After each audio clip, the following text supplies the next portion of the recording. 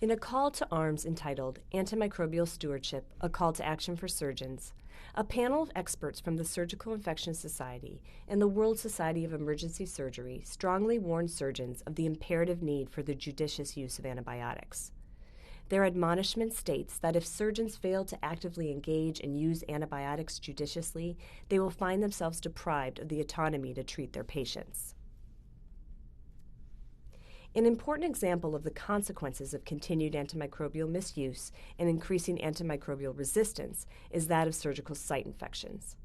In the face of increasing antimicrobial resistance, routine antibiotic prophylaxis will progressively lose efficacy in preventing surgical site infections and may render some elective surgical procedures, like joint replacements, too risky to perform. One model found that a 30% reduction in the efficacy of antibiotic prophylaxis for the 10 most common surgical procedures performed in the U.S. would result in approximately 120,000 additional surgical site infections per year. Surgical prophylaxis is an obvious target for engaging surgeons in stewardship efforts, and we discuss current best practices for prophylaxis in a separate module. Another potential target is intra-abdominal infections. First, some definitions. Intra-abdominal infections are due to inflammation or disruption of the gastrointestinal tract, or less commonly, the genitourinary tract. The most common intra-abdominal infections in adults include cholecystitis, appendicitis, and diverticulitis. Intra-abdominal infections can be classified as complicated or uncomplicated based on the extent of infection. Uncomplicated infections are limited to intramural inflammation of the gastrointestinal tract, while complicated infections involve anatomic disruption, such as bowel perforation, allowing for the infection to extend beyond the hollow viscus of origin into the intraperitoneal space, resulting in an associated abscess or peritonitis. Intra-abdominal infections are often polymicrobial.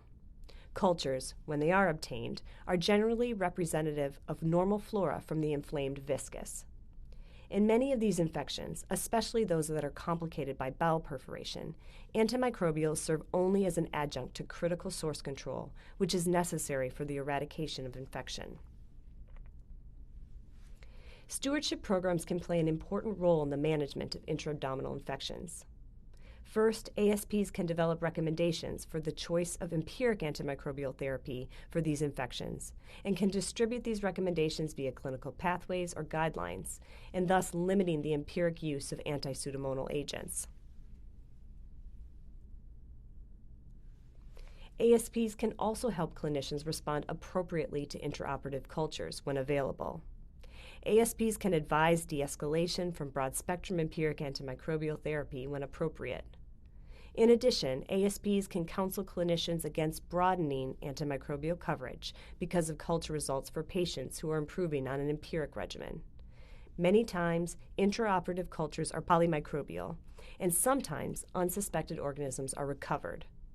The CIS-IDSA guidelines recommend that for lower-risk patients with community-acquired intra-abdominal infections, alteration of therapy is not necessary if the patient's clinical response to source control and initial therapy is satisfactory, even if unsuspected and untreated pathogens are later reported. Emerging literature also suggests two other potential targets for ASPs: the total duration of therapy for intra-abdominal infections and empiric therapy for diverticulitis. First, the duration of therapy.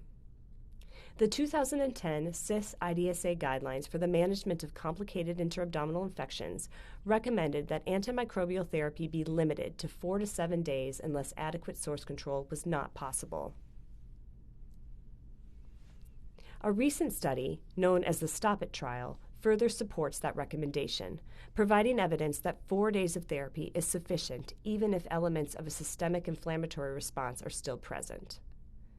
In this multicenter study, 518 adult patients with complicated intra-abdominal infections and adequate source control were randomized to either the control arm, who received antibiotics for 2 days after the resolution of fever, leukocytosis, and ileus with a maximum of a 10-day course of therapy, or to the experimental arm, who received a fixed course of 4 plus or minus 1 days of antibiotics.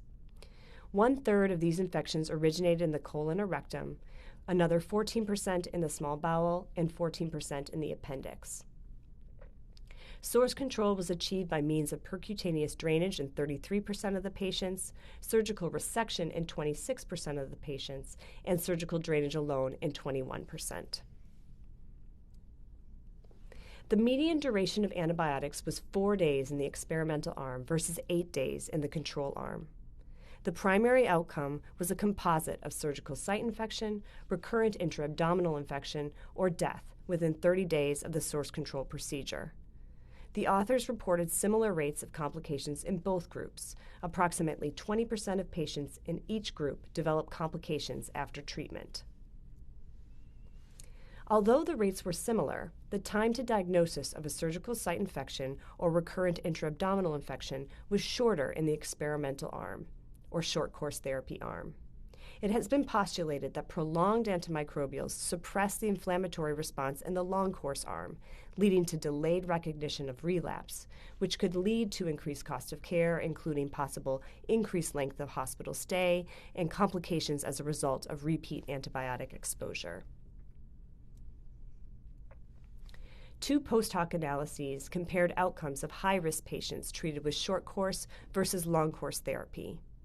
In one, the authors found similar complication rates in patients who presented with sepsis. In a second, the authors reported similar complication rates in patients with diabetes, obesity, or increased severity of illness. This study supports limiting the duration of therapy after source control for patients with complicated intra-abdominal infections and can be incorporated into local guidelines or pathways, as well as ASP's routine audit and feedback. Another potential target is the management of uncomplicated diverticulitis. Diverticulitis is the inflammation of a diverticulum, or sac-like protrusion of the colonic wall. Until recently, broad-spectrum empiric antimicrobial use was universally recommended for the management of all cases of diverticulitis. However, the 2015 American Gastroenterological Association's guidelines on the management of acute diverticulitis suggested that clinicians individualize their approach to patients with mild disease. The AGA suggested that antibiotics should be used selectively rather than routinely in patients with acute uncomplicated diverticulitis. They did caution that this recommendation was founded on a weak evidence base of 2 systematic reviews and 2 clinical trials. More data has emerged since those guidelines were released.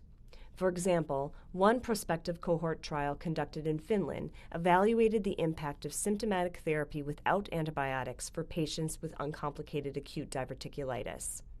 161 patients with uncomplicated acute diverticulitis verified on CT scan were included in this study, and the majority were managed as outpatients.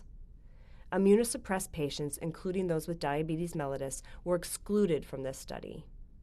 Patients were reevaluated 24 to 48 hours after enrollment, at which point clinicians were allowed to start antibiotics if they were not improving.